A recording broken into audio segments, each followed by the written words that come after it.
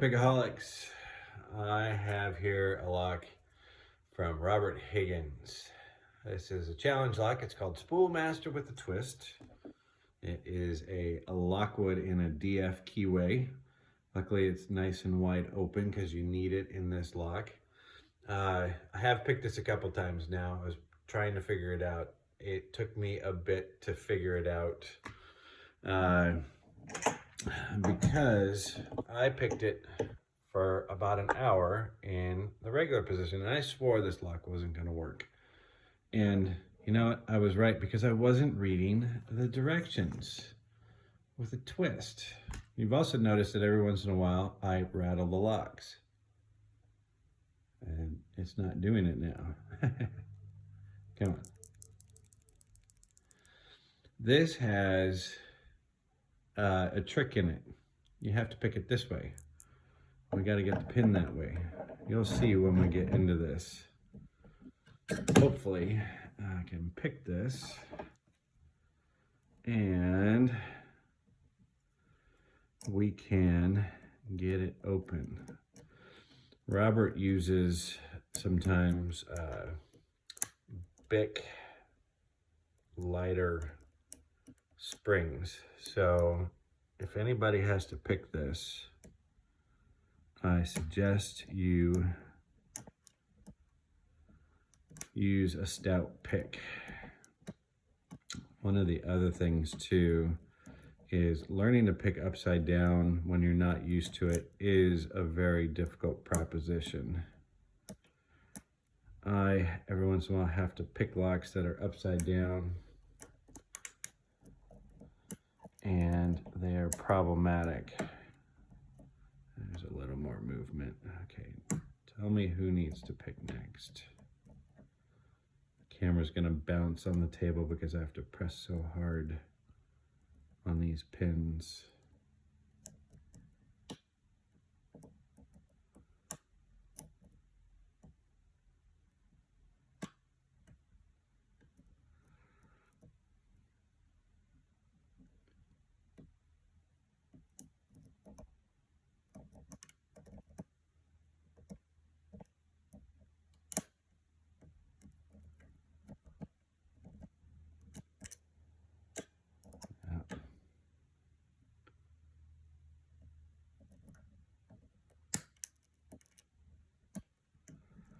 Trying to release on this to reset certain things. It resets everything. The springs are quite strong in this.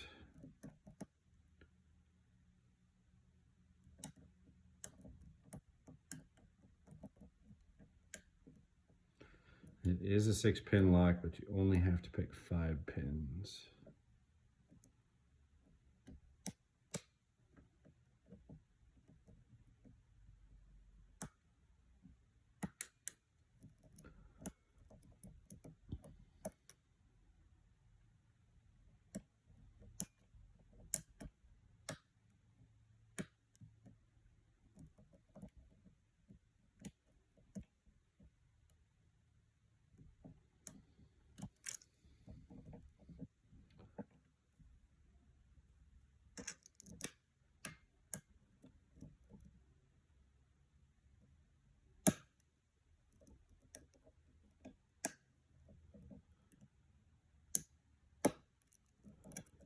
Got some nice falset going on. You don't see it too much.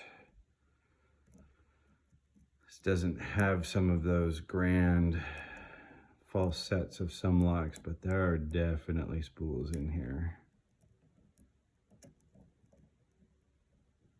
Okay, now nothing's doing nothing. It is so hard to pick upside down. Mad respect for everybody who does this. It took me a while to get used to it and to figure it out. That one just doesn't want to.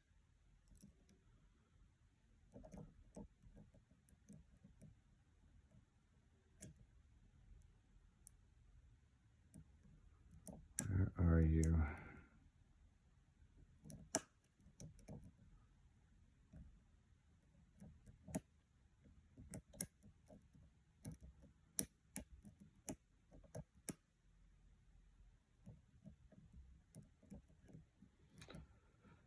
been a while since I've picked this.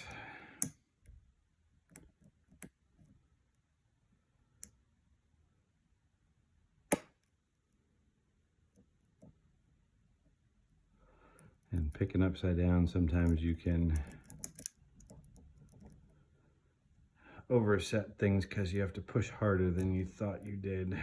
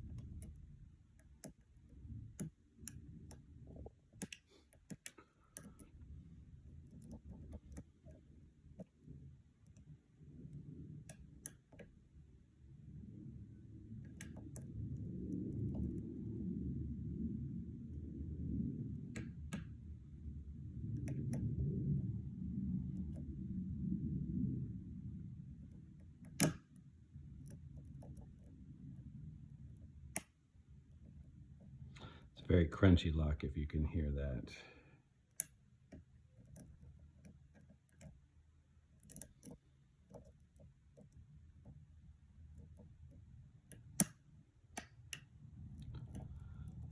Big false set. We're getting close. Somewhere.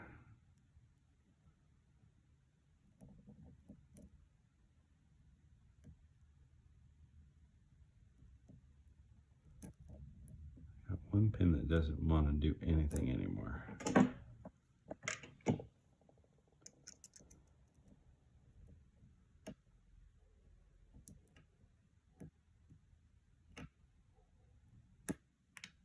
There we go.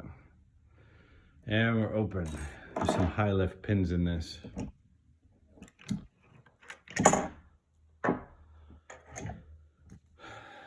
He gives you instructions, and this one is only open in emergency, and the key does work. I did not believe him, so I actually unmasked the key, and this is the key. It's a pretty crazy bitted key.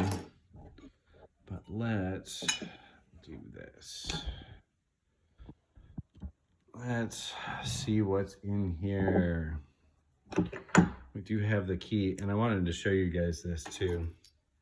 So in the regular way, key goes in, the key doesn't work. What the heck? Flip it upside down, and the key works. What he's done in chamber number 5 is a pin with no spring. The pin is larger than the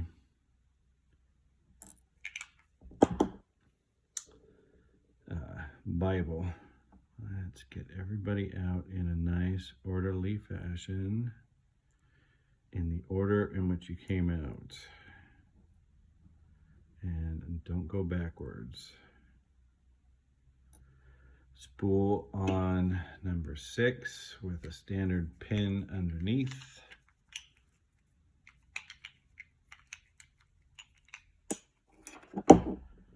Really need to get a single Allen wrench and not this big key index. This is the one. Come here, come on. There it is, just one big giant pin.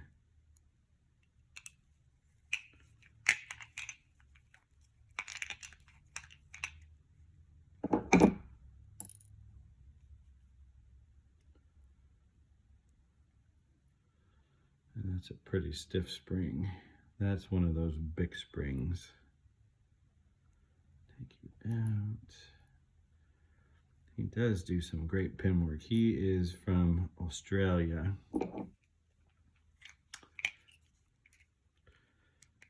And he sent me two. One I've sent on to Naswick to see how he gets on with it. That was Drinks Time. That one was a fun lock. And big long spring. And a standard in number 3 with a T-pin. That's what was causing. Plus it's got a driver on top plus a standard spool with a high lift. That one was causing some havoc. They always do.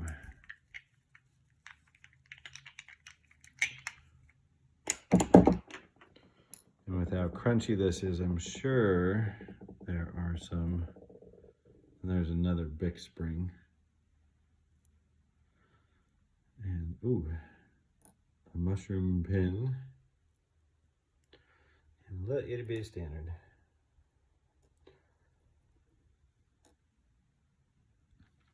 And in number 1. But I bet that with how crunchy this is, there will be some threading on some things as well too.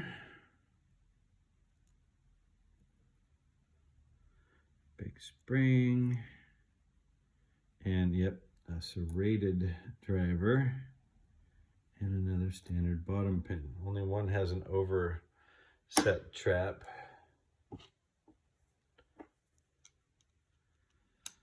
Let's see if we can, yeah. The screws aren't really in there.